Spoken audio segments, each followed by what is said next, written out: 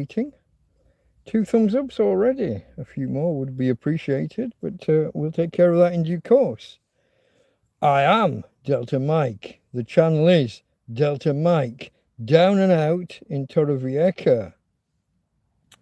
Down and out. A homeless guy, a tramp, a hobo, a vagrant, an indigent person, a person of no fixed abode. Some might say a bum. Someone who lives rough on the streets, or in my case, in a field. Fortunately nowadays I'm in a tent in a field. Okay. Tina just decided to grab a drink just as we start, obviously. Lots of noise. How are we for lighting, folks? I'm not... Is that better or worse? I can go brighter. That's too bright, I think. Middle. We're supposed to be... Is that the middle? Low, high, middle. I don't know. It's a little bit glary maybe still. And now we're rocking on the surface. Mr. S likes it with the Christmas lights. Well, let's see. It doesn't disrupt anything too much. My fairy lights, because I'm a... Can you say that nowadays? Probably not. So we've got Mr. S, Mr. Shirafter is in the house. We've got Tombstone, Mr. Tom B. Stone. Well, that was Mr. S arriving, I think. Oh, and just me with my PayPal. Okay, folks. A lot of people arriving right at the start. That's good to see. That doesn't usually happen. The alerts don't normally go out. I'll be honest, folks, I'm too hot. I just checked the thermometer. I put a blanket out over the top of me just for, I don't know, comfort, I guess. But I realised it's 27 degrees in here at the minute. Zami, hello, hello. 27 degrees in the tent. I think it's a couple of degrees less outside, or at least I think that's what the forecast says. But here we are. Where are we? We're at the back end of October. The weather forecast says 23 at the minute. Or at least the weather forecast app says 23 degrees at the minute. 27 on my actual real life thermometer that I managed to rediscover a short while ago. It was only missing for about 6 months. I've told you about how I can lose things inside this tent. I've got a list of things that are still missing. One of those adapters that goes into the 12-volt socket, the cigarette lighter adapter thing, and gives a couple of USB ports. One of those is lost here, I think, in the bedroom. A whole bunch of other things that they don't immediately come to mind. But yeah, lots of stuff lost within the tent. It is a, I was going to say a minefield, but that's not the right phrase. Things get lost easily in here anyway.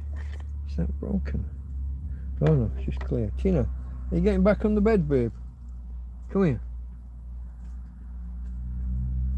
What are you going for your walk? Come on back. You're struggling. Come here. Come here. I'll give you a big yeet.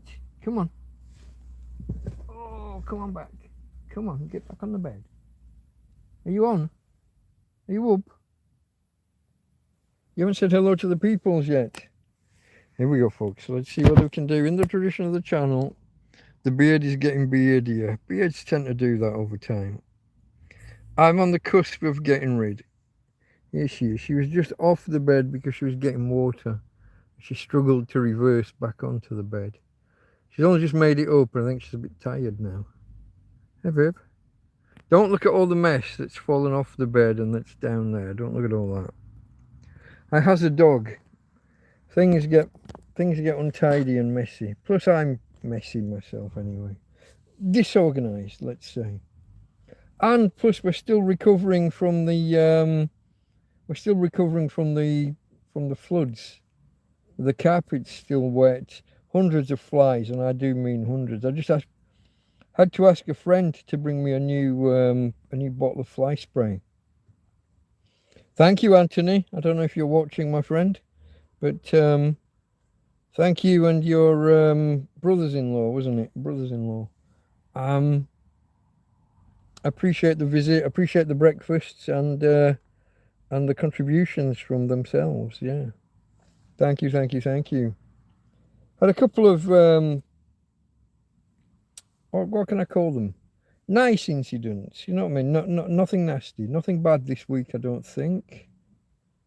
Nothing coming to mind that's negative. We went out one day with Sanja, a Danish lady. If you remember, the lady who'd helped she didn't help customize the doggy wheelchair. She did customize the doggy wheelchair. My friend Steve helped me with the doggy wheelchair initially, taking off the extra wheels, the front wheels and things, and a little bit of customization.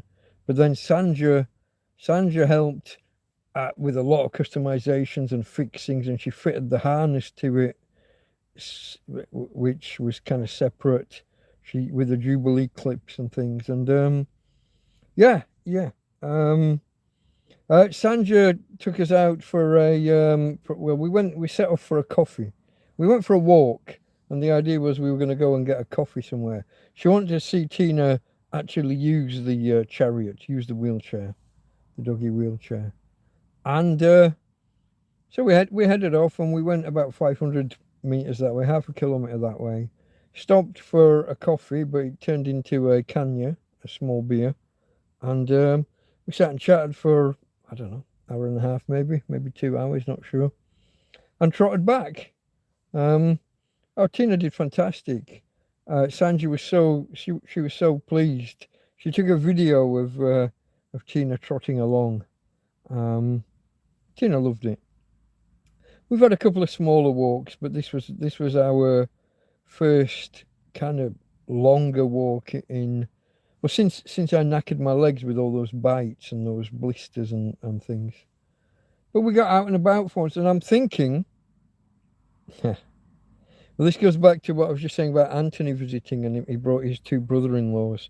So my friend Anthony's a regular. He's like one of the characters in these stories. Whenever he's out here, he'll bring me a breakfast in the morning. Between like 9 and 12 typically. He'll bring me a breakfast, and on his first visit he'll typically bring me a few beers. Well, this time he came and he brought his brothers-in-law, and they chucked me a few quid, a few euros at the end of the visit. And so now I've got kind of a pile of notes in my pocket, which means so they gave me the money. It was earmarked explicitly for helping me get the fridge, helping me buy the fridge that I'm going to buy, or fridge freezer, whatever I go with. Now, it is going to help with that, but it's cash in hand, so it doesn't go into PayPal easily, it doesn't get spent across as easily. But I'm going to live off that, and so the money that is in PayPal can stay in PayPal to buy the. So it is being used in that direction indirectly. I hope that's okay with everybody. But so today I was looking at I was kind of making my decision about what to get. So if you remember, as the story ended last week or whenever it was, I was torn between buying like an upright, a proper shaped fridge with a cool box at the top, or something more like a cooler, but powered by a compressor, but chest, like a small chest freezer. I'm going to go with the chest freezer, I think. My preference would really be for the upright, but my power restrictions, I got to bear those in mind. Every time you open a fridge, all the cold air falls out. When you open a chest freezer, the air, more or less, sits in it, except you then have to start scrabbling around looking for the thing that you want that's always at the bottom of the basket. And so you do lose some of the air that way. But I'm going to go with what my friend Ryan Vitruvium from chat has. And also recently, at Roger, my friend Roger, DJ Son in chat if he's here. I don't know. I think he said he was going to watch. I'll scroll back through chat in a moment, guys. So let me say what I want to say first. So I think I've made the decision, and tomorrow I'm going to pull the trigger with help from friends, because I don't want to be laying out that kind of money, and it is a lot of money. I don't want to be laying out that kind of money and having the gamble about delivery. Does it happen? Does it not? Will they deliver to the man in the tent opposite Repsol on the seafront kind of address? So I've recruited a friend to pull the actual trigger and take delivery, and I'll square up with her at a later date. I'm saying no more, but you all know who we're talking about. I hope you do. If you're a regular here, you know who we're talking about. We're not going to name names. Chest is more efficient, yeah, for the reason that I mentioned, yeah, that you open the lid and the cold air stays in until you dig. My lips are sealed, Mr. S, but you know. Oops. Why is it rocking like that? I've scrubbed the bottom of the stand. I've scrubbed the thing it's standing on. That should be rock. There you go. It's rock solid. There was nothing to allow that kind of movement. Anyway, where was I? So I went off on 3 tangents. I think I was talking about going for a walk with Tina and Sanja, and how we stopped for coffee and had a beer. And then I went on to Anthony and his brothers-in-law giving me some money. Very generous of them, very, very generous. Thank you, guys. Thank you. I don't know whether you're watching. I apologise. I'm bad with names on first meetings. I will ask Anthony or your sister for your names, because I don't like to just take people's money and not even know their names. I'm just bad at that shit. But thank you. It is much appreciated. I hope you do watch this one, whether live or whether on catch up. But it is much appreciated. I was saying that with the money in my pocket, I've decided to make like a weekly sojourn, a weekly journey, a weekly trip out to get a coffee, or similar. Out, like at a cafe bar. Once every 3 months, I may even, if life stays. Oh, I don't want to say this. This sounds bad because I'm begging, but if life stays kind of fluid, if life works, once every 3 months, I might go to Tweety's for a fish and chips. But I'll have to just stick to the fish and chips and maybe a cup of coffee. Keep it around 11 or 12 euros rather than a couple of beers and making it 20. But once a week, go somewhere and have a coffee. Whether I have a regular place that I go or whether I go different places and just have a coffee out. Last time I bought coffee out, it was 120.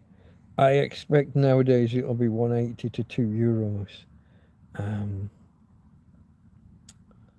Seems a little extravagant when I've got water and instant coffee and a gas thingy here, but it gives me something like routine, something to. You got to remember, folks. I've hardly been out of this field in over a year. It might even be 18 months now. It could well be 18 months. So going somewhere that's not just around the field, in the field, or across the road from the field is still a novelty. I haven't worked out about shopping yet. I've still not been to a supermarket.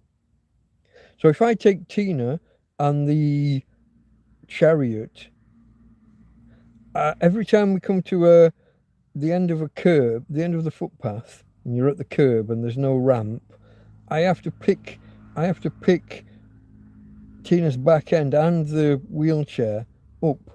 So Tina's walking on her front legs, but I'm lifting the whole thing up. Now coming back from the supermarket with a bag of groceries on my shoulder and maybe a smaller bag in the other hand, I don't know how safe that is. I don't know how well that will work. So that's, I haven't worked that out yet, and we haven't gone and done it. So I'm half tempted, and don't think wrong of me here.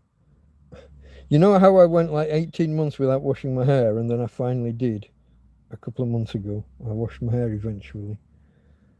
I have not been in a supermarket yet this year. And the temptation is, we've only got like about, what, 5 or 6 weeks, is it? No, 8 or 9 weeks. What we got? We got November, half of December, and a week left in October. It's less than 2 months, isn't it? It's kind of tempting to just for that record, just for that, hey, I didn't go shopping for a whole year. But that would be wrong. That would be putting on other people, so I'm not going to do that. But the thought crossed my mind to do that, and that felt wrong. But it's just tempting. Let me scroll back and see if there's any. There was yeah, okay, Mr. S and Roger. DJ Son or Son. I'm still not sure how to pronounce it, mate. I'm not sure where you're going with it. It sounds like you're trying to be Japanese or something, or maybe that's just me putting that on. Cold beer, says Roger. Yeah, he's got his. So he bought the same model refrigerator that Ryan had and brought here for me to test. So he's running that. Today's his first day with it. He's having cold beer for the first time in forever. Nice one, mate. Mine are cool but not cold. But cheers to everybody out there. It is Friday night, folks, so drink up. In particular, if you're a subscriber, cheers to the subscribers and to those that have hit the thumbs up. Cheers to you guys. Okay, folks. Thank you. Cheers.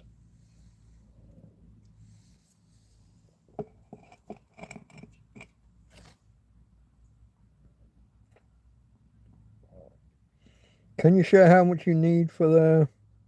Oh, it's...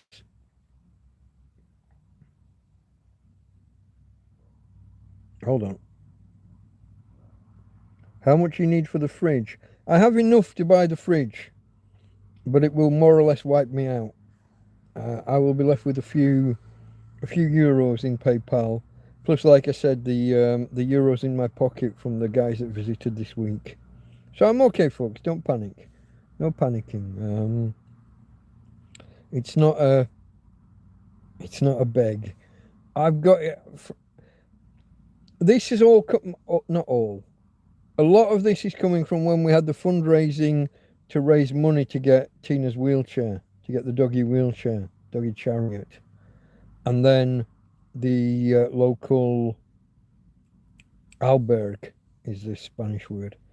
Hostel, the local dog hostel, Dog Pound, donated one to me. Someone had donated one to them, and they've passed it on to me via the police, which was kind of slightly awkward in my situation. Especially when the first policeman on the scene asks me what's wrong with the dog, and I had to tell him she was kicked by the police. I'm still not. I still don't really subscribe to that spinal injury kick from the police theory. I mean, they did kick her twice that I saw, and then they dragged me away. Who knows what happened after that? I don't sound arrogant. What can I say instead? I watched House a lot. And you know how you like to try and guess the answer. Solve the case. He's Sherlock Holmes of illness, isn't he? Something tells me that this is degenerative neurological disease, rather than a single incident, kick on the back, spinal injury. But the theory that was put forward by a vet, and therefore a more of an expert than me, was a spinal injury from potentially from being kicked, and the police kicked her. So yeah, it was a little awkward telling the policeman that the reason that she needs a wheelchair is that she was kicked by the police. Needless to say, he took down lots of details, went off to investigate and find the bad apples within the... No, that didn't happen. That never happens. The good apples never go finding the bad apples and reporting them. Don't get me started, folks. Don't get me started. You know my politics. I'm a Nazi, apparently. A far-right Nazi. So far right that I was an Arthur Scargill fan. Anyway, chest is more efficient. Yeah, that's right, Mr. S. Oh, it's jumped. A weekly trip will help insulate from the sort of blisters you got in the summer. Yeah. That was just wrong shoes. I just don't wear. I've thrown those. Well, I haven't thrown them away. They're lying around out there. They were left outside during the storms, and one of them's floated away, along with all my pans, apparently. If there's anybody out there that is in Torrevieja, if you've got a couple of old pans, big ones with lids, like a cauldron, a big stock pot, a big roast, you know, the kind of thing. Something for making a stew or a big soup. I am a few pans down after recent incidents. I got a frying pan missing and 2 large pots. Lids from other pots have gone, so I don't have like a full. I don't have a way of making a big stew or a big soup. I don't like to ask for specifics, or I don't like to ask, but the 2-hour stand-up knockdown fist fight, that cunt threw 2 pans at me, and they're both missing entirely now. The storm the week before that one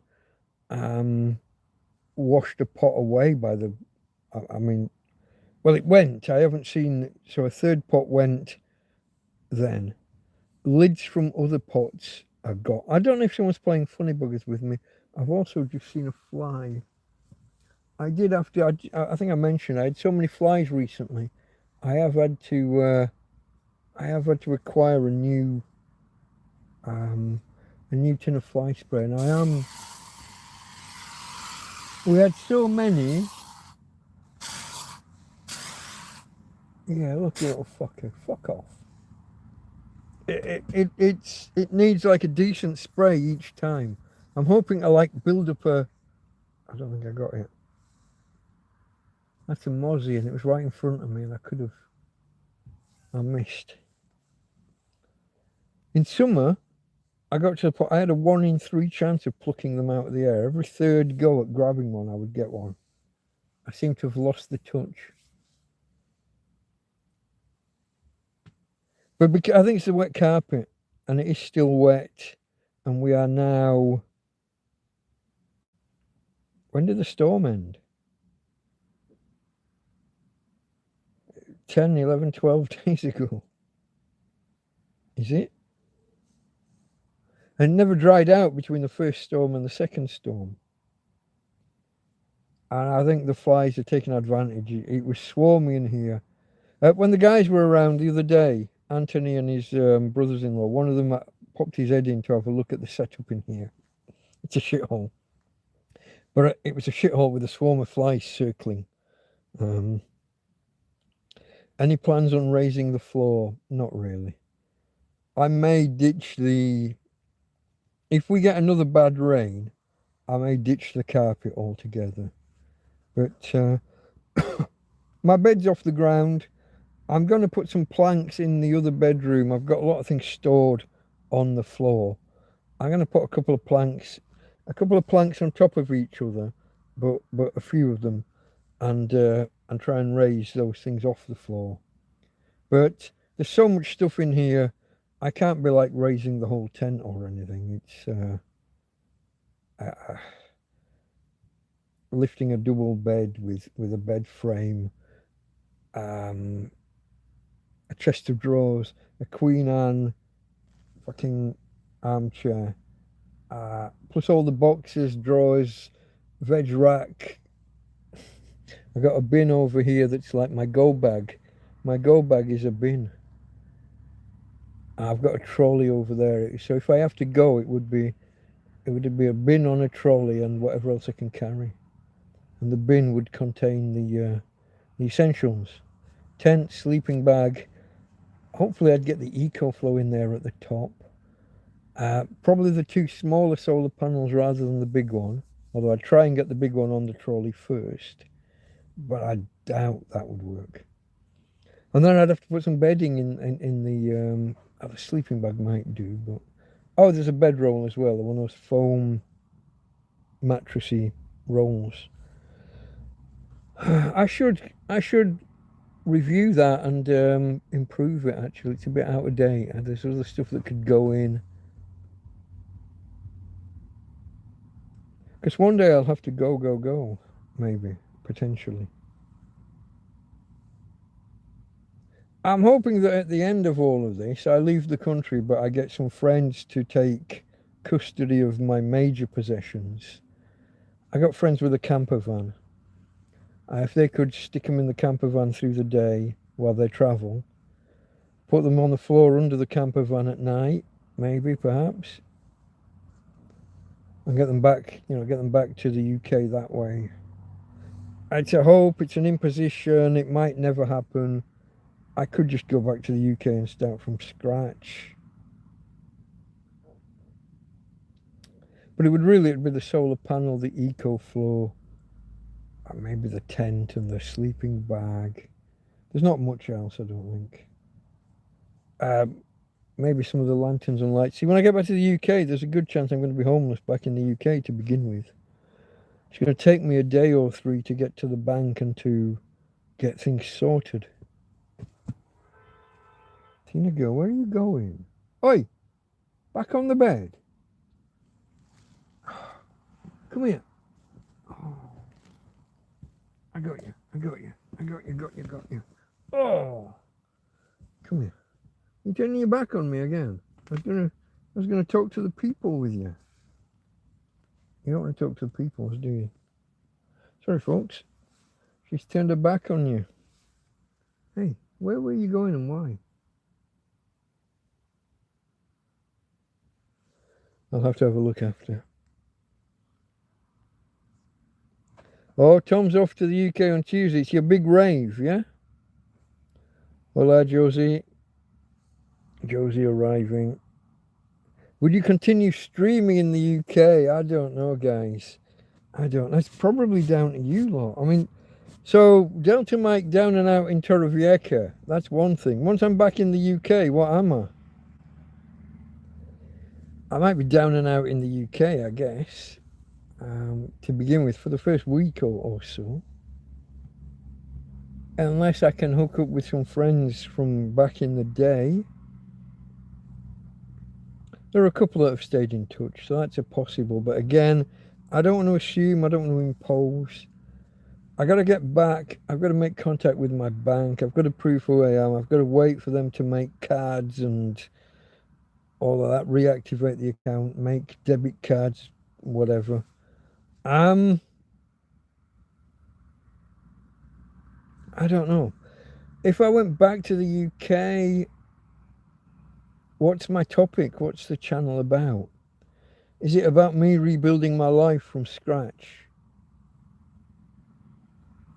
Would I call it Delta Mike not down and out in Torrevieja? Or would I be down and out in not Torrevieja? I don't know, mate. I don't know. It's an interesting question. I've thought about it. People always ask. I've been asked a few times. I guess there could be like the redemption arc. Sorry, I just banged my head on the Christmas lights. The redemption arc, the rebuild. It's not even going to be a rebuild. I'm going to be in trouble with customs and excise when I get with the tax man, basically, when I get back, because because COVID happened and the business was folded by them, it wasn't folded properly. I didn't get the last year's accounts in, and I wasn't in a position to organize that or to do that. So I'm in trouble probably with the tax man. I'm probably in trouble with the government. I don't know. It's never fucking easy, is it, folks? And I'm wanting to go back and either get a job or start a new business over there. But I need a base to work from. I need a flat or apartment, somewhere to live. The money in the bank, I always thought it would be enough to last about 6 months. But the way that cost of living, prices, everything has increased, probably 3 months, maybe 4 at a push, the money that is in the bank. That's not a lot of time to get back, get sorted, get settled, and start generating an income. Now, once I'm back in the UK, I can give YouTube proper tax details and I can become, what do they call it? Well, you can earn money from YouTube. At the minute, I don't earn a penny from YouTube. There is a word, I don't know what it is. I don't recall it. I was in their partner program or whatever it's called for a month. But then, because I couldn't give the tax details, that got rescinded.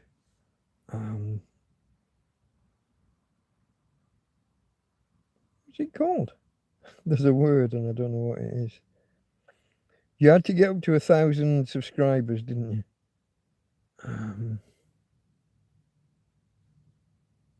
Monetized. That's the word. You have to be monetized. Someone's probably said it. Have anybody said it already? There was Josie arriving. You're going to Bognor Regis. Okay. And then up to Sheffield. Bognor Regis. That's an interesting choice, Tom. What does a Norwegian know about Bognor Regis? Up and in rather than down and out. I like that. I like that.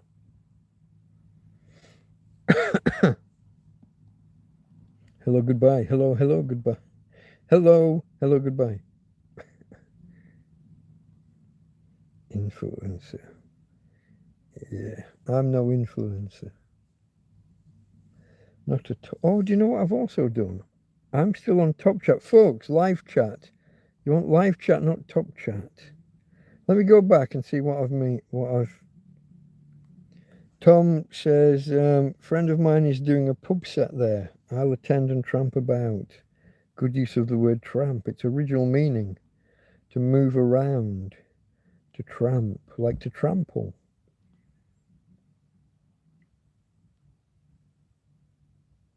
A true tramp was a gentleman of the road, someone who travelled from place to place looking for work, odd jobs and short-term work. Sorry, I wasn't paying attention. Which model are you getting? You back to the fridge? Oh, I don't know. Hold on. It's a 55 litre. I'm going for the bigger one because it's only an extra €30 over the medium-sized one, which in turn is only 20 over. I think they come in like 35, 45, and 55 litre kind of chest freezers. It's not huge. It is just like a cooler box kind of size, but this time with a compressor rather than the electro, what's it? The electrocouple, thermocouple, or whatever the fuck that was called. Let me go here. It was in a chat earlier today. I clicked there. Give us a second. Do you know I had to just install the Amazon app today? I didn't have it installed. It is an Alpicool store, so ALPICOOL, Alpicool store. And I chose the,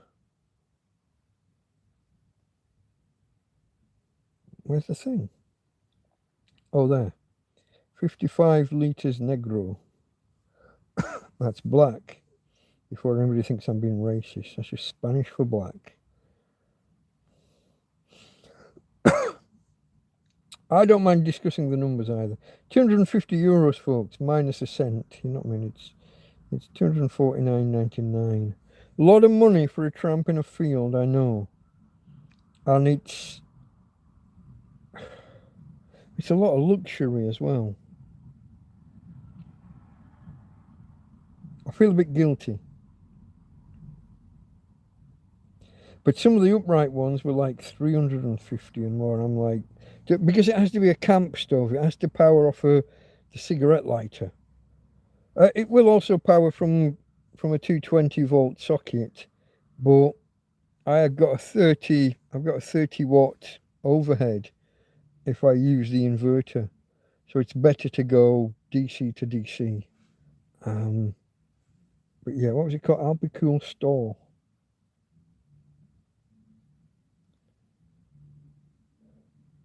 Oh no, that says visit the Alpicool store. Sorry, the model is Alpicool, so ALPI, and then the word cool.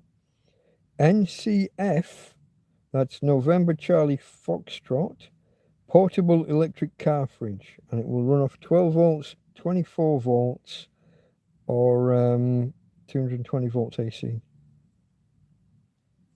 And it goes from 20 degrees C down to minus 20 C, apparently. So it's a deep freeze as well as a fridge. One of my ideas is to try and make use of so through the day I have excess energy, and then at night the EcoFlow would quickly run down. I'm thinking through the day I make ice, freeze some pop bottles filled with water, or just filled, water bottles, freeze them, make some ice, and keep food in a cool box, a proper cool box. I've got some friends have found cool boxes next to bins and things and brought them to me, and I'm looking after one for my friend Ismo. I'm looking after his cool box, and I've got my own defunct one, the electric one that doesn't work, but it's still well insulated. It would still work as a cool box, so I can put food into an external cool box with actual ice, and then I don't need to use I don't need to power the fridge freezer thing overnight. Or I use that as a cool box, generate the ice through the day, keep the food in, and food and drink. Cold beer, Roger, cold beer. Or, I do drink other stuff that's not beer. I've got cola. What have I got here? Naranja. That's orange, to those that don't do the lingo. And I've got lemon. And also over here I've got some iced tea. And it's not a Long Island one. Oh no, that one's just water. That's not the iced tea. Oh, did I finish the iced tea? I finished the iced tea. What I do have is, this is new in Spain, as far as I can work out, blackcurrant. Apple and blackcurrant in this instance. Cordials in general didn't exist. When I arrived in Spain, you could not find cordials for love nor money. Cordial, aka squash, but that will baffle my American and Canadian friends. It's a juice concentrate that you add water to make a normal drink. So I don't just drink beer, but yeah, no, chill some water, freeze some water. But that's kind of what I'm thinking. I'm conscious of rummaging around in that basket inside the... I know how untidy I am, disorganized I am ordinarily. When I moved into this tent, I put everything in here so fucking organized you would not believe. I had in the other bedroom, I had 3 lines of things. A line against the outside of the tent, the outside edge, and 1 line in the middle, so that there was 2 corridors you could walk down. But of course, the first time you can't find something, you pick a bag here. I'll just put this down on the floor for a minute. You put it back up, but then the wind blows and the tent bows in and things fall to the middle. Somebody brings you a bag of blankets or something that you weren't expecting. You just stand them on the floor in that corridor that you'd left. It starts organised. The fridge or freezer is going to be the same. It's going to start organised. And the first time I can't get to something, I'm going to be scratching around, digging to the bottom of the basket. Then there's decisions to be made about what is it that I'm going to use it for. The small compartment is the fridge, the large compartment is a freezer, or can be a fridge.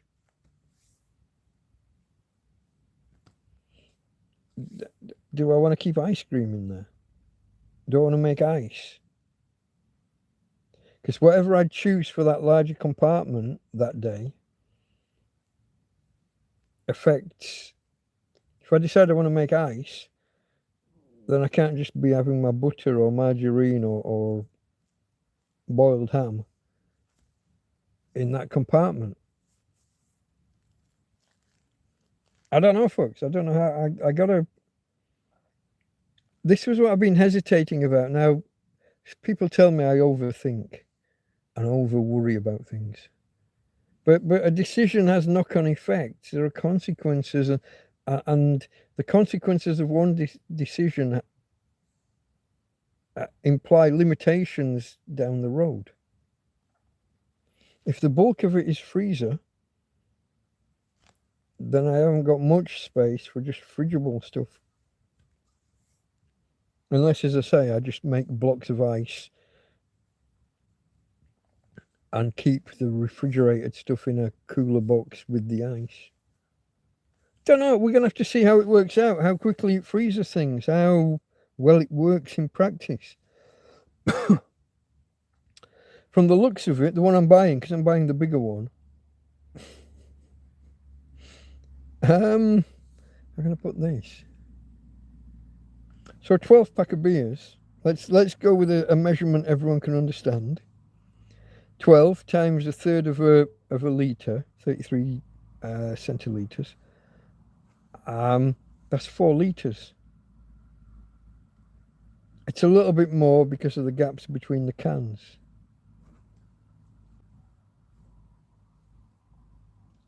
You get a lot of cans in there for rapid cooling. Or you get quite a few cans and a lot of other stuff in alongside. Do I have to check on you, darling? No, you're not. Okay. Sorry, just had to check my doggy. Yeah, I don't know, folks. It's...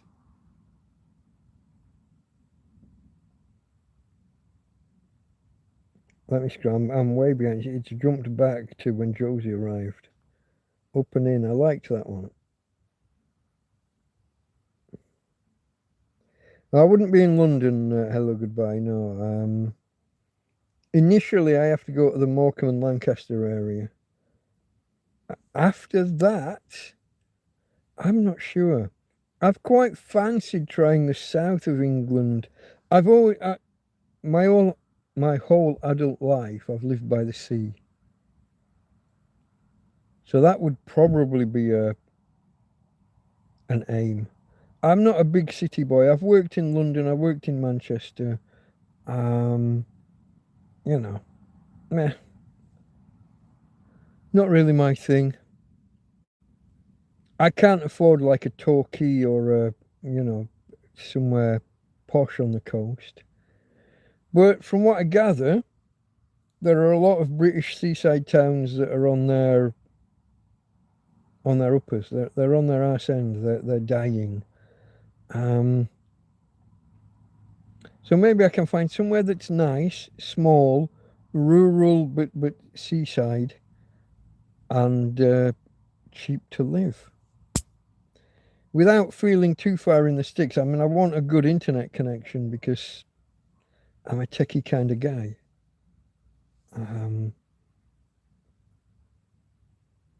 I don't know. I don't know what, the who, how, what, when, where. London, definitely not, no.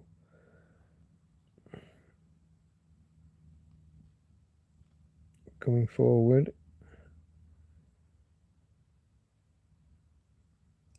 Rob Ryan, I never knew fridges were so interesting. I hope you're not being sarcastic, you fucker.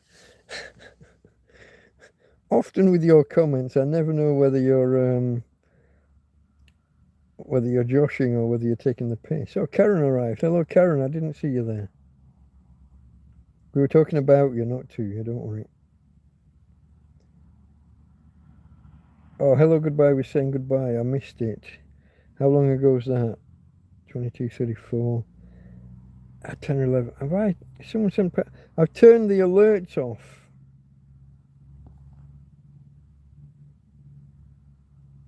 Oh, Mr. S, thank you, thank you, thank you.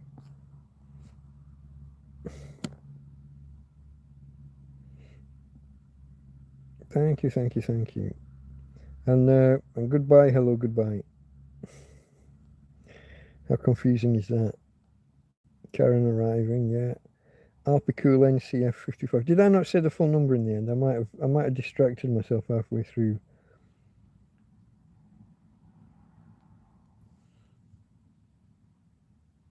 Blackcurrant, that's sunberries up here. We love it in a toddy. Okay. Did you know blackcurrant is illegal in America? You cannot grow blackcurrants. Blackcurrants, they don't carry a disease, but maybe they do.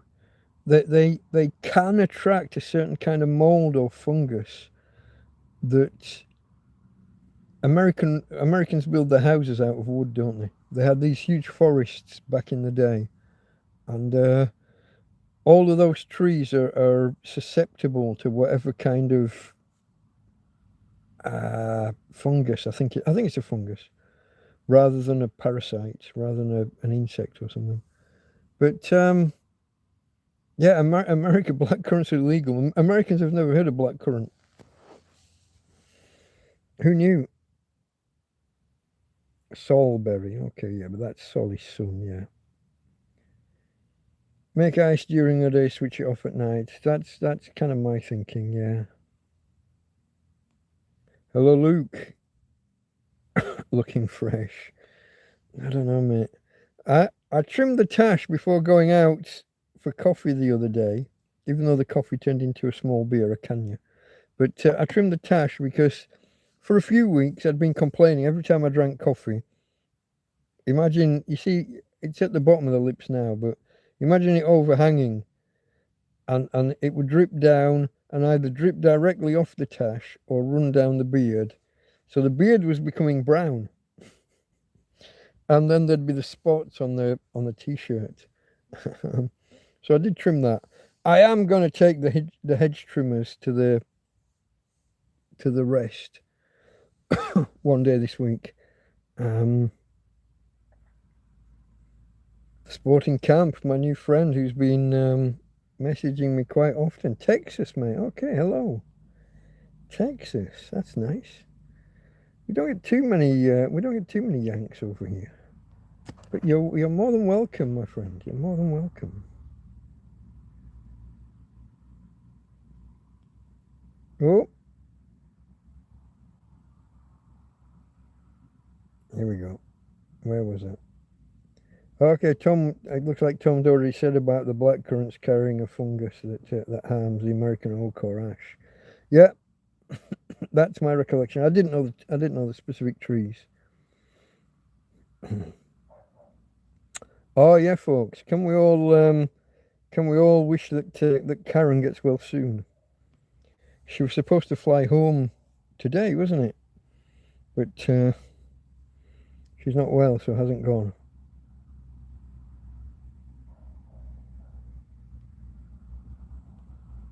Let me scroll. So a single fungus can destroy half the buildings in the US. I don't know if it would destroy the buildings because dead wood, I'm not sure. But the trees, the living trees, and therefore future production or building. I don't know about the YML, UML, however you're pronouncing it, mate. Hello. Did anything interesting happen? He hasn't been present for a while. Wonders if anything interesting happened. Yes, lots. You'll have to watch back the other streams. In particular, the fist fight one. You got to go and watch. You got to go and watch that one. And the storms, the two storms. Yeah, it's been interesting. Deadwood, that was a good show. That's the one with Ian. Is it McShane? Lovejoy. For the Brits, Lovejoy was in Deadwood, wasn't he? I think it's Ian McShane. Although when I hear the name McShane, I think of that big fat American guy. Was he McShane or something similar? I don't know.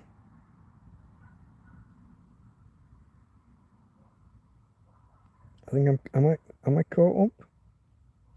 No. Have you got a cold? You keep having a little cough. Funny you should mention that. Not a cold. I had a sore throat about 3 weeks ago now. Just for one night, maybe two. It went away through the day. It got a little sore and a little swollen. The glands came up, I think on the first day. And it went away. But it's left me with this tickly. It's mainly a dry cough, except every now and again I do get something to move from down inside. So I don't know what it is, and you know, it's not like I can go and see a doctor or anything, is it?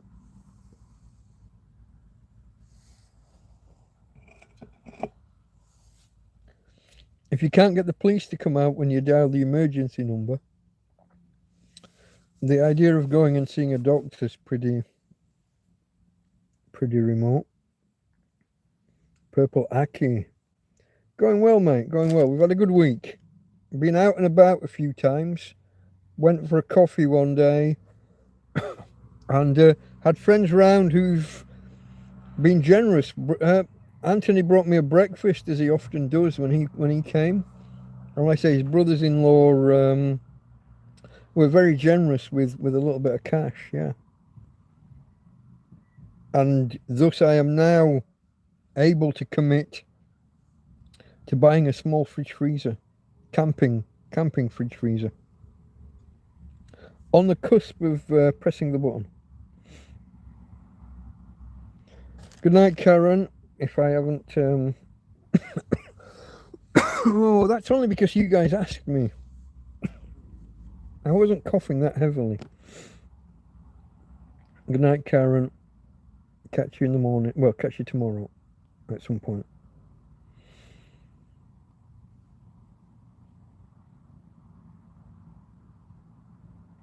Hopefully don't run into you in the coming weeks. Purple Aki.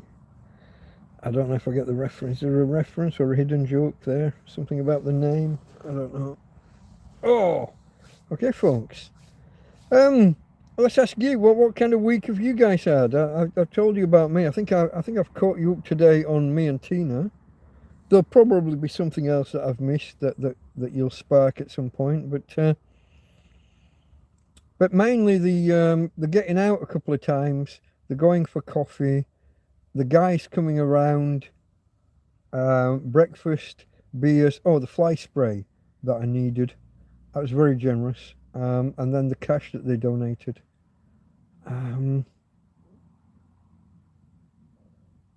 Those are the highlights. Those are the things that spring to mind. I'm not sure that there's much more other than just normal. It's getting warm again, folks.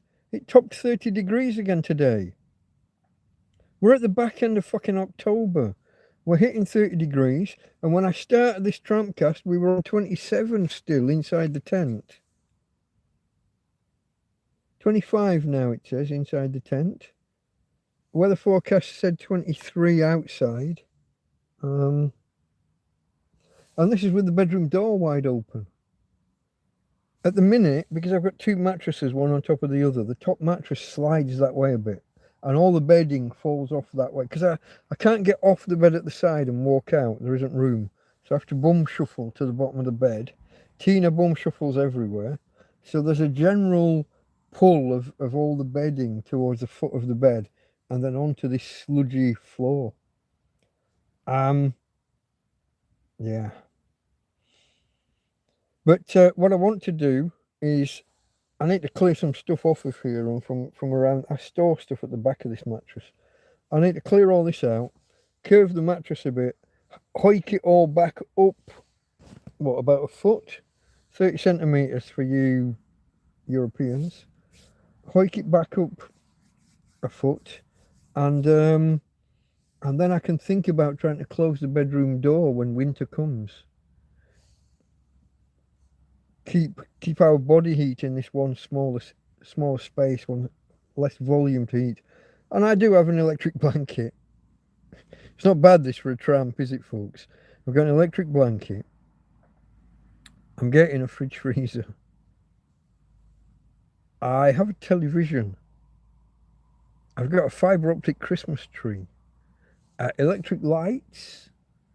Battery operated, and I guess that's a built-in. Let me see if I can remember the number, folks. 18650? Because 1865 was the end of the American Civil War, and you just stick a note on the end. I got it, folks. I got it. For my American friends, that's how I remember the size of those cells that, or the name is the size. 18650.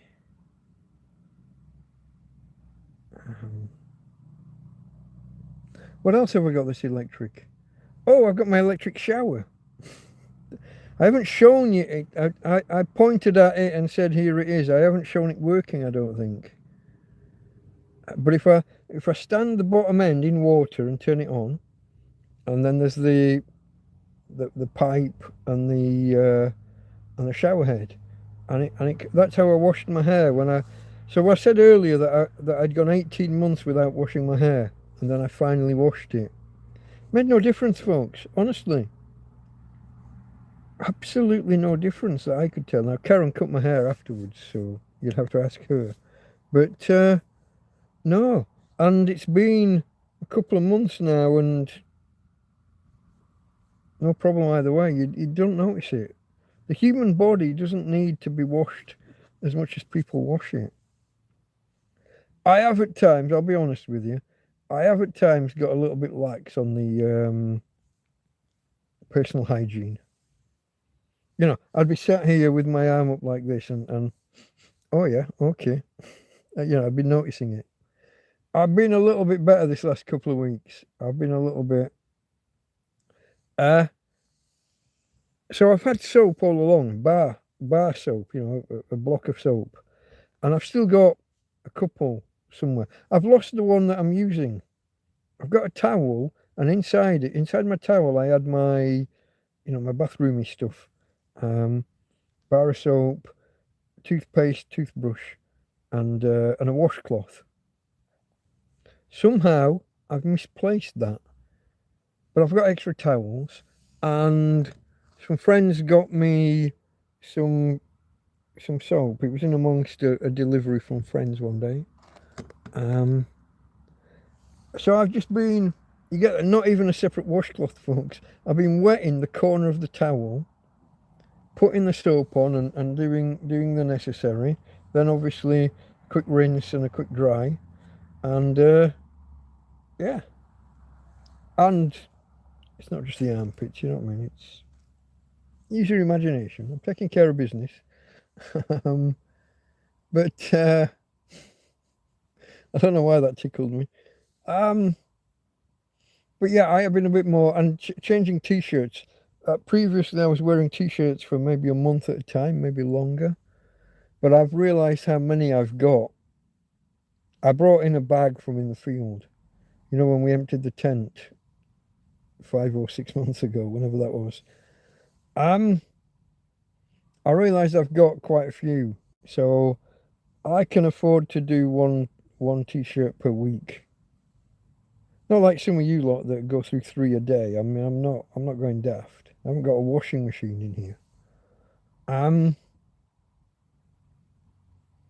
Where was that? Well, how did I get here? I don't know why I'm talking about this. Running into people hurts, says Mr. S. He's not wrong. I'm not sure if Tom's taking the piss with the spelling there or not.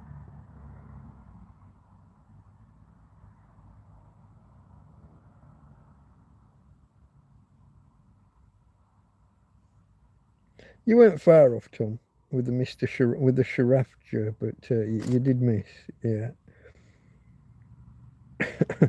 18650 indeed, yeah.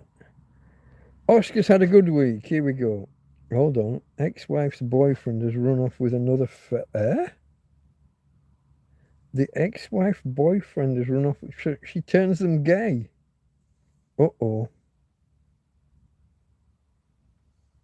Oh, no. Okay, so there's hostility here. You're not... All right, I'm not going to get too involved in the interpersonals. It says something when your bloke runs off with another bloke, though, yeah? So for anyone who doesn't know, Super and Rich there, he's Oscar. We chat quite a bit by email.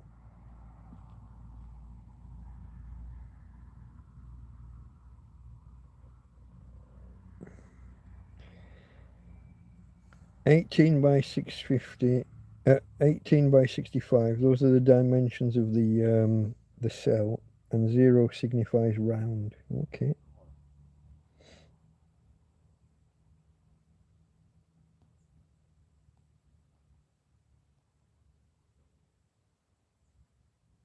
Hold on. Then he says she isn't though. She isn't what?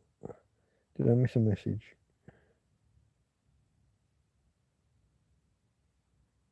Or maybe you're responding to something I've said and I don't remember what I said. Don't know, folks. Sometimes I get lost in the comments. Give me a clue. She isn't though. Isn't what? I've still got flies around me. Little ones. So I'm going to wake up at like 4 in the morning with fucking great welts down my arm. Not a hope. That was fast. I'll have another spray in a while, maybe. Better off without her.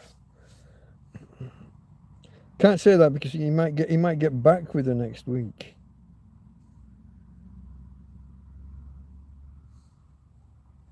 Never stick your nose into other people's, you know. When a couple split up, don't go to your mate and say, oh, you're better off without a mate. Because next week he'll be back with her and he'll remember that you think that she's a, you know. Don't get involved. Stay out of it.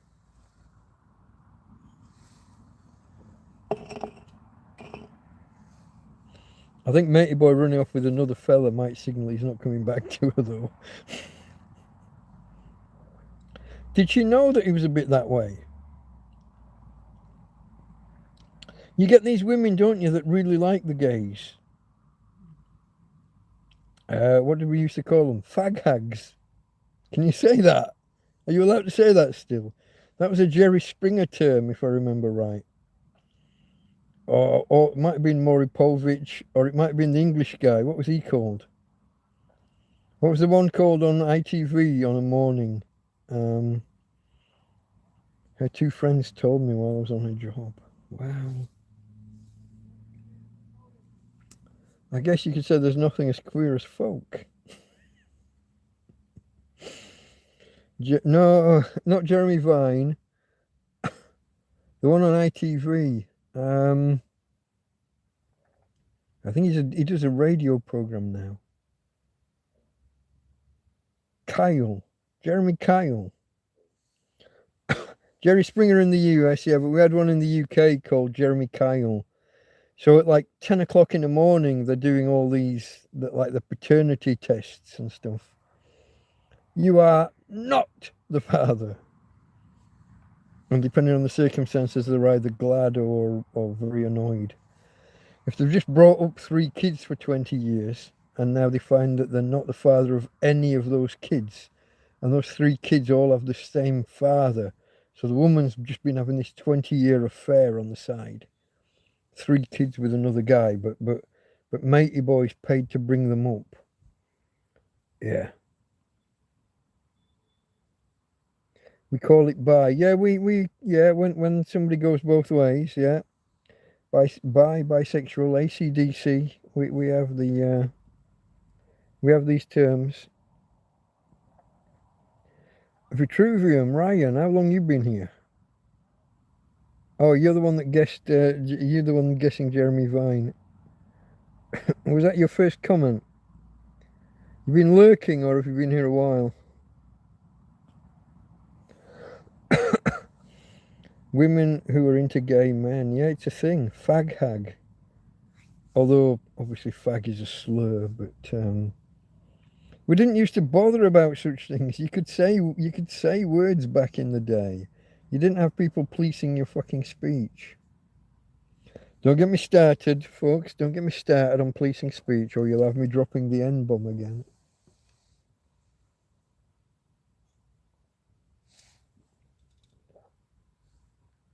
We are 1 hour and 6 minutes in.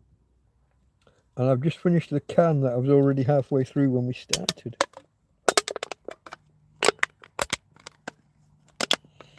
Oh, people, yeah. Yeah, I know, bisexual, bi. Hold on. I said hi to you at the start. Did you really? Oh, maybe you're one of the ones that's blocked. I didn't have, what's it called?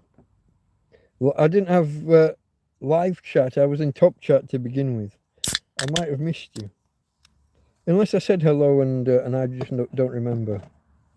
I can be a bugger like that. She's been keeping him and the other fella and didn't know it. Keeping him financially, or had he actually moved in? Oh, my friend needs a hat. My friend's homeless. Can he have the spare bedroom? He's not been living under a house, under a roof. Jerry, yes, Steve the bouncer. He was actually a copper, wasn't he? I think he was active. I think he was still active duty policeman at the time.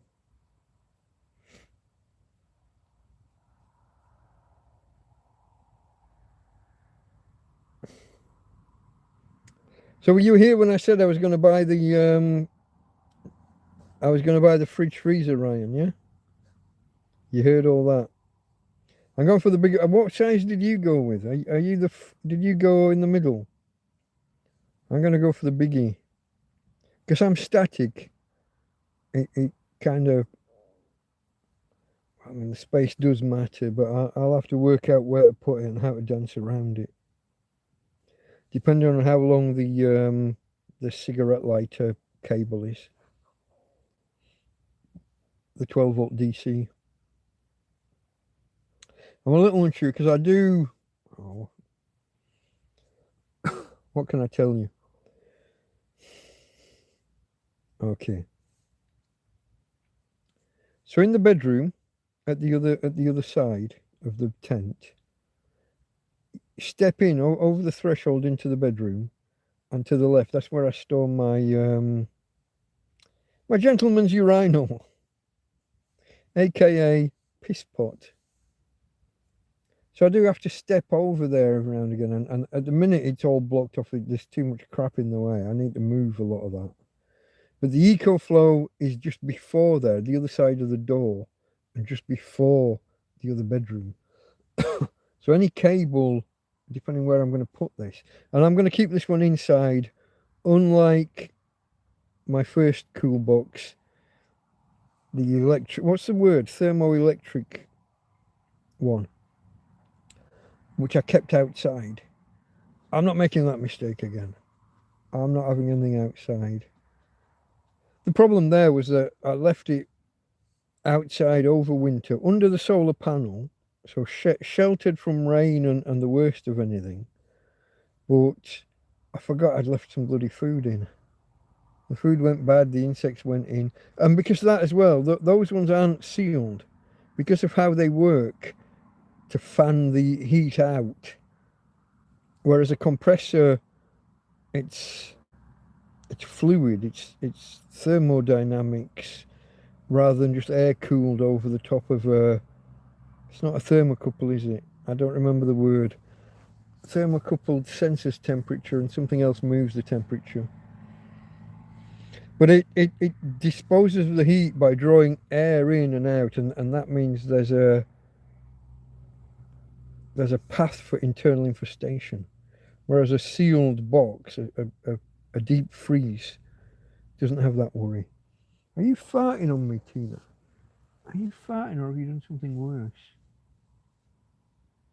You're farting.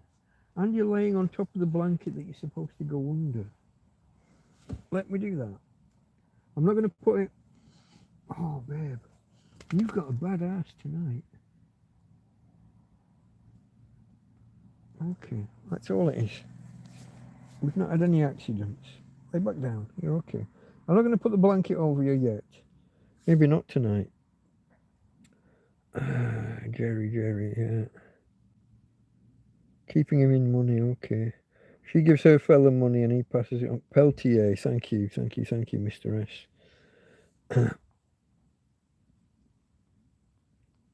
I made a big mistake when I bought that. That was a. I got a year of usefulness out of that cool box, but well, maybe not even that. I had a good summer.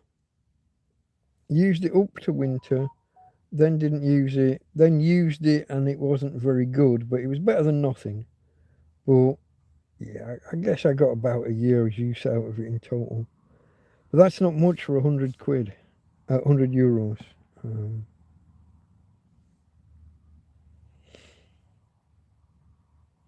He who laughs last, laughs loudest. Yeah. After what she got from the divorce, can't stop laughing. Okay, Mr. S has a Peltier one that's really sealed. Mine has a fan built inside the lid, which obviously, so you've got some kind of heat sink and stuff taking the heat from the main box, the main body. There's a, so you've got the lid. On the underside of the lid, you've got some mechanism, but then there's more mechanism inside the lid, and air gets drawn in and passed out, and there's a path through into the actual the box where your food is. So it all got jammed up, and I managed to clean out the part under the lid, but the stuff inside the lid I can't get at and can't get to, and I got a feeling it's infested with. When I went into the main part, there was like these shells of insects. I don't know if it's the shells or the eggs or what, but it was encrusted. Cleaned that out, but there's going to be the same literally inside the lid and no way to get into the lid.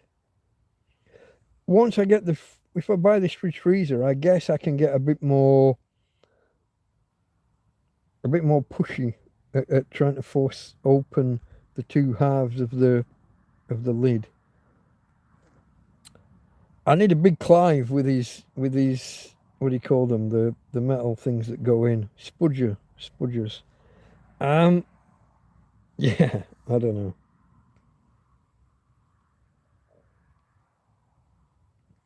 Works okay, but really inefficient. Yeah. Mine would never go down below, was it 10 degrees? And of course, how low it goes depends on ambient. It only goes 10 or 15 degrees below what the ambient temperature is. Maybe a bit more, maybe 20 degrees below ambient. But that means that if you're in a 30 or a 35 degree heat, you're only going to get down to 15 or 10 or... Depends on the temperature around it. I was warned. A guy, Donegal Overlanding, who well, we had words early on when we first kind of interacted, but I've grown to respect him, and I quite like him overall now. Don't know if you're out there, Richard Donegal. But yeah, I respect your opinion, and you were right about the cool box. Yours goes up to 30 below ambient, but takes a long time. I think this one doesn't go that low because it also heats. It'll go the other way. It can be used to transport warm meals. So if you're doing like wheels on meals for the old folk, you can keep food warm while you're moving around. I think the fact that it goes the other way as well makes it less able to go lower. What's the bed bug situation in the field? No bed bugs. Spider bites occasionally. We've got these little jumping spiders. Lots of mosquitoes, or at least I used to get bitten 3 or 4 times a night by mosquitoes. Then we got the tennis racket of death, if you remember this. Let me show you. Oh, I haven't plugged this back in. Oh yeah, I don't need to put the light on for this. I got the tennis racket of death there, which pops and crackles regularly through the evening and night. Doesn't do anything through the day. Very little. Since I got that, it reduced mosquito bites to 1 or 2 per week until these last 2 storms and the wetness and the excess flies in here. Now, any week now, it will drop in temperature by 4 or 5 degrees, and that will be almost an end to the flies. That'll be a massive drop in flies and mosquitoes. But so far, like I said, we're on the last week of October just about, yeah? Date is 24th. So yeah, we are 1 week away from the end of the month.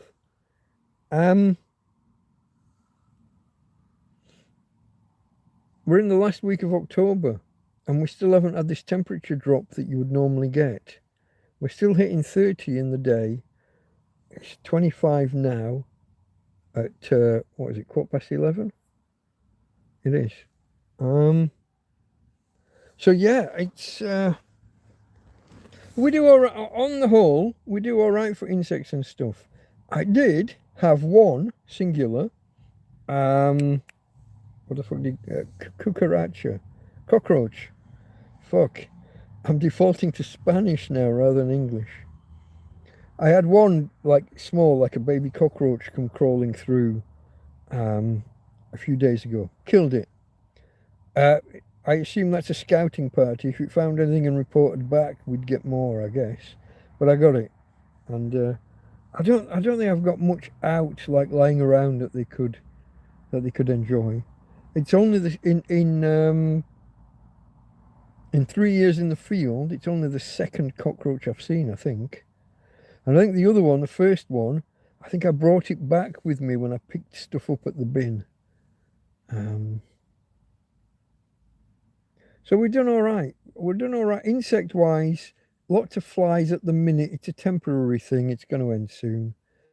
No mice in, must be nearly 3 months now, must it? When was the chocolate incident, when my box of chocolates got rifled through? I had a box of, I can't remember whether they were Roses or Quality Street. Karen would tell you, she gave me them.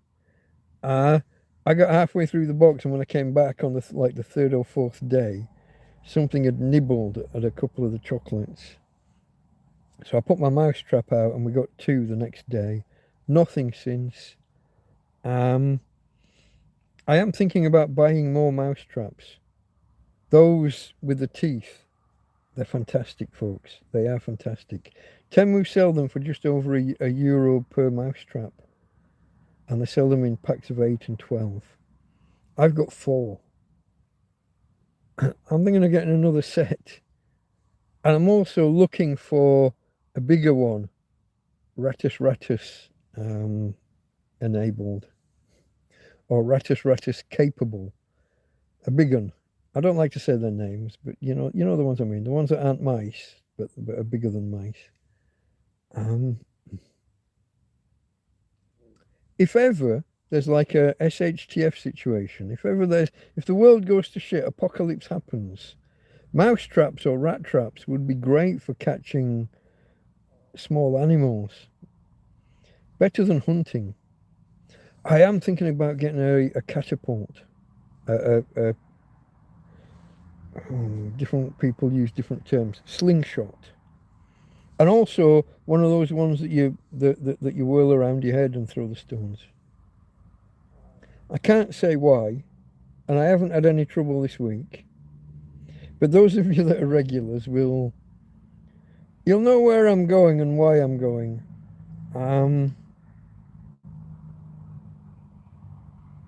Let's call it hunting gear that you're allowed to have.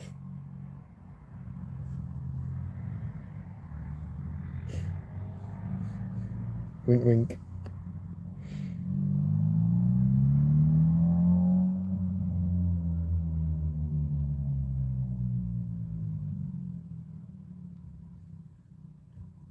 Hold on. La cucaracha no se puede caminar. Caminar is that to sleep or to rest? Caminar. Puede is you find, or you do. So you cannot caminar. I got to get caminar right. I think that's to sleep. I don't know. My Spanish isn't great, folks. Hold on. Yes, the Peltier is reversible. It's jumped back on me. ¿Por qué se falta? Hold on. ¿Por qué is it's either because or why, depending on. I can't tell the difference between the two.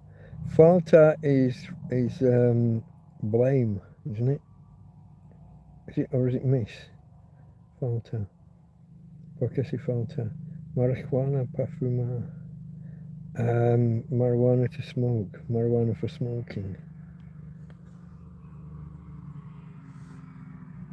Why do you miss? Why do you miss marijuana for to smoke? I don't know.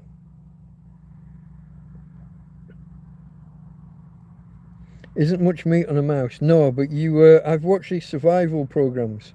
You wave them through the flames and you burn the fur away, and you just eat them. You don't even gut them because they're that small. You crunch them. You just eat them down. But I've told this before. I accidentally caught a bird once with a mousetrap, didn't I? Wasn't intentional. I felt really, really bad at the time. But in a survival situation, that could work well. You could catch yourself a pigeon or two if you place them in the right place. And pigeons have not a lot of meat, but enough meat. Now you got to pluck them, and you got to be careful about the dust and the feathers and whatever that is. Tricot, fucking something or other. A lot like the miners, isn't it? And the asbestos stuff. You got to be careful about not inhaling that shit. So you put the bird in a bag and pluck it in a bag, and you got to gut them, because they're bigger. But pigeons in red wine, fantastic. Probably not doing red wine in a survival situation, but yeah, no, I could imagine. Do not eat the head and neck of pigeons. Okay, I wouldn't anyway. But do tell what's going on there. There's something in the brain, worms or something, or a disease, a mold or a fungus. I don't know. The cockroach can't walk. Oh, caminar is walk. Of course it is. To walk or to leave. Caminar. So what did I... Kama is bed. I think maybe that's what took me. The cockroach can't walk because he likes herb to smoke. Okay. Head and neck carries lots of disease. I'd eat a pigeon if I caught it outside of an urban area. Well, you don't want to catch one near a like a tip. What's another word for a tip? Yeah, landfill. You wouldn't want to eat one there. But I'd eat pigeons. We ate pigeons when I was a kid. We had pigeons. My dad would have 3 on the plate. My mum would have 2. I'd have 2, and I think my brother and sister, who were younger than me, 1 each. But I remember the red wine sauce. Oh. They used to be domesticated for food, yeah. Now they're all just classed as vermin. So if ever you see in the UK at least, you see a pigeon, you just take it out. However you can. Slingshot, catapult, whatever you want to call it. Throwing. You ever seen the? It's like a precursor to the boomerang. A rabbit stick, I think it's called, something like that. You just take a thick stick, flatten both sides, and just throw it along the ground. Just and if there's rabbits and things, you can hit them like that. But yeah, air rifles, catapults, anything you can do. In the UK, they're fair game because they're classed as vermin. In Spain, are indigenous pigeons. Are you saying they are, or are you asking? The phrasing's a little bit awkward. We have pigeons here, but some like the wood pigeons, the browner ones rather than the greyer ones. But I think there's both. But here we have parrots, which I like. That's amazing. The flocks of birds that fly around, they're green. They're just parrots fucking flying past. It's tremendous. I'll never get used to that. I'm told that since I left the UK, that in the south of the UK, they've got them as well from escaped pets, escaped domesticated parrots and parakeets and what have you. But that never happened when I was there. That never happened when I was there.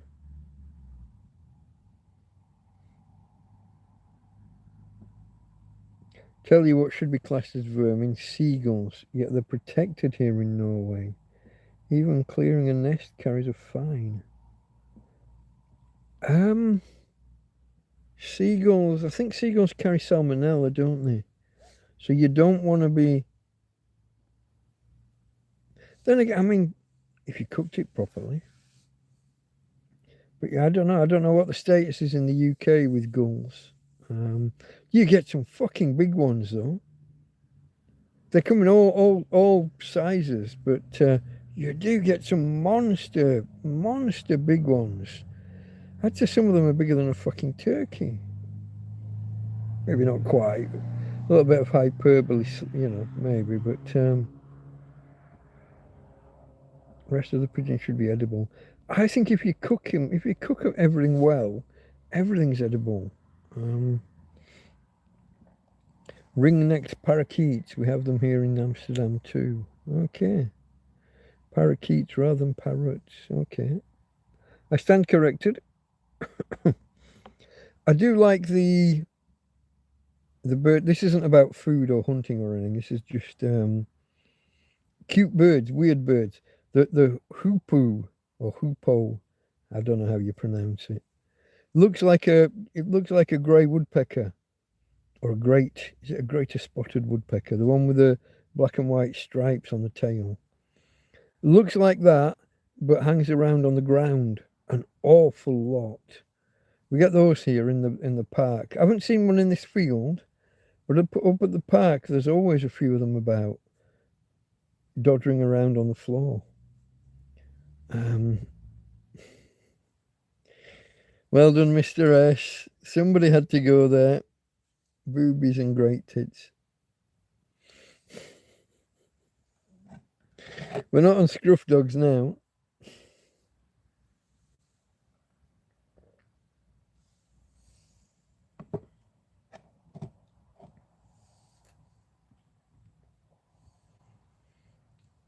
The hoopoes, however it is. You had them in Los Balcones in the garden. They're fantastic. And you get surprisingly close before they fly off. And they don't fly far. They just hop up onto a tree, onto the nearest branch. Yeah. I never managed to get a good shot of one though, a good video.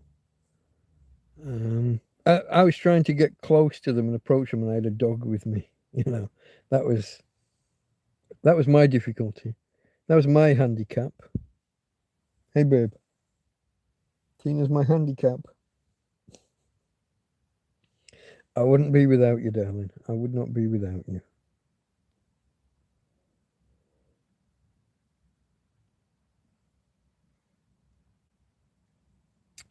Mr. F says they are cliff birds. Which you're talking about seagulls?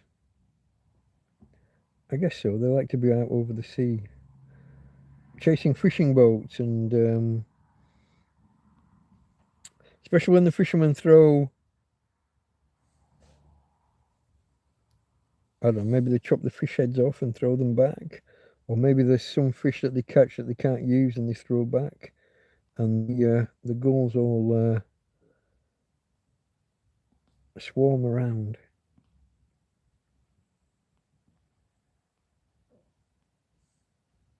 The common swift. I've got a video of some birds with that like that fishtail shape tail swarming around here.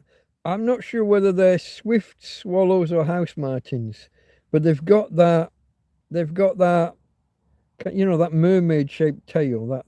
I don't know how to describe it, but yeah, you know what I mean. Swift swallows and house martins all have that same shape. Whole swarm of them, and they would fly literally within a meter of my head. I literally, they would fly and kind of stall and hover and then change direction.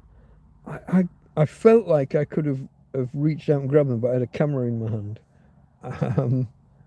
But yeah, swooping around, and it's fun to watch them when two of them thought they were going to collide, and they'd both do that same stall and hover and go off in different directions.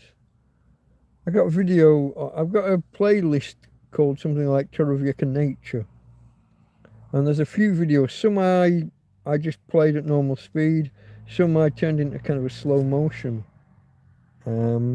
Wasn't the greatest camera. That was my old phone. Wasn't the greatest camera. And I didn't have much in the way of bandwidth, so maybe I overcompressed. But I'd be intrigued to know what birds those were. To me, it was that swallowtail kind of shape on the back. But I don't know, folks. Exciting times to me, anyway. I'm one thumbs up away from 20. And my understanding is that 20 is kind of a level at which triggers more alerts going out to more people, more visibility for the channel. If someone who hasn't hit the button already, if you've already hit it, don't do it again, because that takes it away. But if you haven't hit the thank you, whoever that was, if you'd like to take a bow in chat, I thank you for crossing that threshold. 2 of you, okay.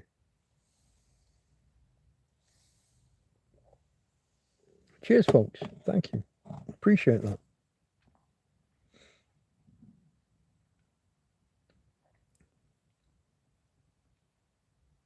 They say I guess that's soar over fields and past buildings, yeah? Oh, the original pigeons are cliff birds, really? Okay, I didn't know that. We have various types of pigeons in the UK. It's not like I'm any kind of expert. But pigeons, doves, and wood pigeons. I don't know whether technically wood pigeons and pigeons are related in any way, or whether doves are. They seem similar enough. Over here, it's, what is it, Una Paloma Blanca, isn't it? I think that's a dove. Basically a white pigeon.